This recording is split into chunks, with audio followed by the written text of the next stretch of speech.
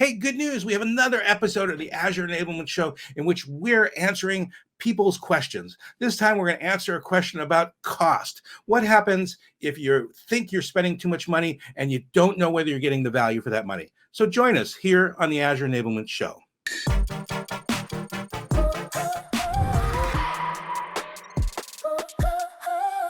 Hey, welcome back to another episode of the Azure Enablement Show. So today we're going to be joined in the Cloud Clinic with our favorite expert, Magnus. Hey, Magnus, good to see you again.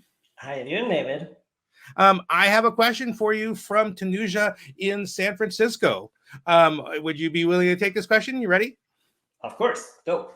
So Tanuja says, I'm spending a ton of money on Azure, and I'm having some trouble determining if I'm getting all the value that I deserve or I want from that money. How can I determine whether I'm getting that value, and what can I do?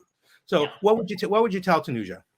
Well, that's a classic problem. So you need to measure over time. If your cost is increasing, you should probably know that your value for that money is also increasing. If you're getting thousands of more customers that are paying you money, then the increased cost of Azure consumption is probably okay. But there's a risk that over time your Azure spend gets kind of dirty because there's stuff in there that you haven't cleaned out for a long time. So you don't actually know if that increase in cost is just pure business gain. That would be lovely, wouldn't it?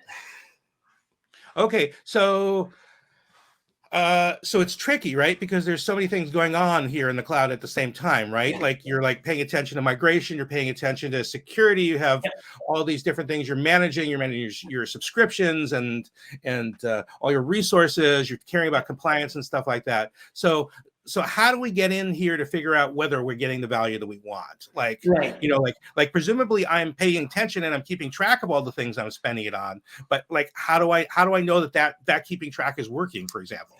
Correct. So when you move applications to the cloud, and let me go back to the thought here. Before you went to the cloud, you probably had some nice logging, and you might be using the performance monitor and checking out if our application behaves like this, if the following log message happens, then this is what happened with the CPU at the same time, trying to figure out and correlate between your application logs and your server metrics and stuff like that. So you probably had that working before you went to the cloud with your applications. And so now you're taking your applications to the cloud, and you think, with all the things going on, like you mentioned, there's security and Azure subscriptions and things we have to worry and think about now with Azure, and we're not used to that yet.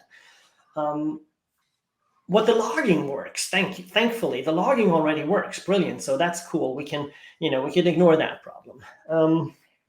So what I've found with that is it's kind of one of those here be dragons scenarios. You think that is working, and then you just use the same type of logging. We're logging to a database, or we're doing something like that. But it doesn't work the same way in the cloud. And the cloud resources have their own metrics and things that you should be collecting and understanding how to collect. And so you might want to have a cloud solution for monitoring your cloud applications. And I have to say, if I want to be pointy, I can say that if you go to the cloud without using the cloud monitoring systems, I would argue that you think your logging is working, but it really isn't working. It's working like it did before, but that's not what you need in the cloud. See what I mean? Yeah. So what? Okay. So let's get right into it. Okay, I'm down with that. I understand you want to collect platform metrics. I understand you have application metrics, and you have all these things going on in the cloud. What's kind of the choice here in Azure of Azure that you recommend? Yeah, so it's kind of interesting or easy now in Azure. It used to be different before, but what Microsoft has done is kind of collect the monitoring features under one kind of umbrella, simply called the Azure Monitor. It couldn't be easier. It is what it is. It says what it is exactly. So you can throw all the logs in the world that you have from, for example, from your applications. Maybe you have log outputs and stuff to the Azure Monitor, and it's just going to ingest it all. And also the same with Perfmon that you may have been using for your servers before, right? You can think of Azure Monitor as Perfmon via remote, right? So you just extract your performance metrics from your machines, for if you have VMs, for example, and send all of that into Azure Monitor. So it's going to collect all of this stuff. It's like a unified monitoring and logging system, or metrics and logging system. Especially when you're using in Azure many different types of services. Let's say that you're using an Azure service bus or some Azure storage or various things. All of those different services that you may be using now in the cloud platform, they also connect to Azure Monitor. So you can collect all the logs from all the things and put them in just one place, which is so powerful. For example, when you're scaling out, let's say that you have scaling set on your applications, and you're scaling from one instance to multiple instances. Well, each instance will be logging, and you can't remote into a certain instance and look in the logs on that machine. You have to find them elsewhere, which is all of it is in Azure Monitor. Okay, I am convinced. I'm convinced that monitoring is not the same in the cloud, and the Azure Monitor is the right thing. So, how do we tell Tanuja how to get started? Like, what's like the first place to get started with this stuff?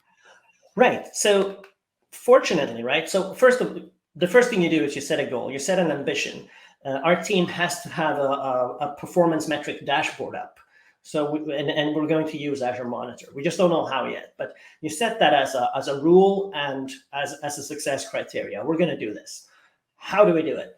Well, it just so happens, in fact, that specifically the Azure Monitor service does have a very nice Get Started page. You go to the Azure portal, you go to Azure Monitor, and there's Getting Started right there. So that's going to lead you into some labs and some workshops and things that you could spend some time on.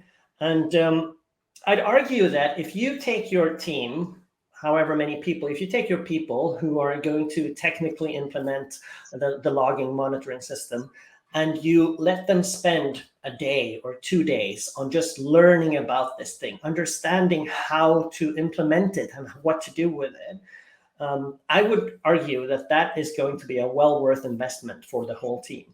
Once you know, you can start figuring out, okay, so now we know how to do various things. We'll measure this and that thing as well. And then you do that. And you do that with like a proof of concept or something, and make sure that you get all those metrics in. Cool. Okay. Well, thank you for that answer, and thank you, Tanuja, for that question. I hope it's helpful to you. I hope you all enjoyed this, and thank you, viewers. And I hope you'll join us for more of your questions here on the Azure Enablement Show.